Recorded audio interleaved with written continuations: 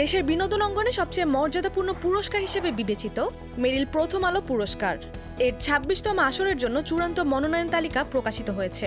দর্শকের ভোটে এবার যারা সেরা চলচ্চিত্র অভিনেতা ও অভিনেত্রী বিভাগে মনোনয়ন পেয়েছেন তাদের তালিকা ইতিমধ্যে সিনেমা প্রেমীদের মধ্যে ব্যাপক আলোচনার জন্ম দিয়েছে।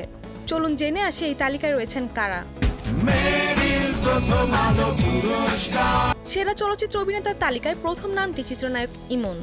মায়া চরিত্রে যিনি শোক আর ভালোবাসার মিশেলে গড়েছেন এক অনন্য সংবেদন। তারপর আছেন বহুমাত্রিক প্রতিভার অধিকারী প্রীতম হাসান। কাছের মানুষ দূরে থুইয়া ছবিতে যিনি জীবন ও দূরত্বের গল্প বলেছেন সুর আর অভিনয়ে। এরপর মেঘলা আকাশ চিরে আসা বজ্রধ্বনি শাকিব খান। তুফানে তিনি ফিরে এসেছেন এক দুর্ধর্ষ রূপে, যেন একাই কাঁপিয়েছেন পর্দা।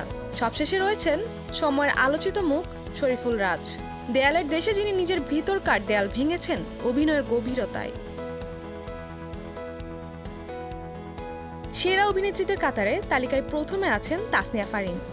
কাছের মানুষ দূরে তুইয়া সিনেমাতে এক নিঃসঙ্গ ভালোবাসার প্রতিমা হয়ে যিনি দর্শকদের চোখ ভিজিয়েছেন। তারপর আছেন পূজা চেরি।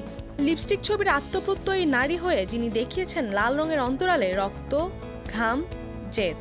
আরও আছেন মেহজাবিন চৌধুরী, যিনি প্রিয় মালতী ছবিতে গড়েছেন কোমলতা আর প্রতিরোধের এক সূক্ষ্ম মিশ্রণ। সবশেষে শবনম বুবলি। দেয়ালের দেশে যিনি কাঁদিয়েছেন, ভাবিয়েছেন আর নিজের উপস্থিতির দ্যুতি ছড়িয়েছেন নীরবে। এই মনোনয়ন শুধু নামের তালিকায় নয়, এ এক চলমান চলচ্চিত্র, ইতিহাসের মুহূর্তবন্দী। এখন দর্শকদের হাতে বাটন, কার হাতে উঠবে কাঙ্ক্ষিত পুরস্কার তা জানাবে সময়।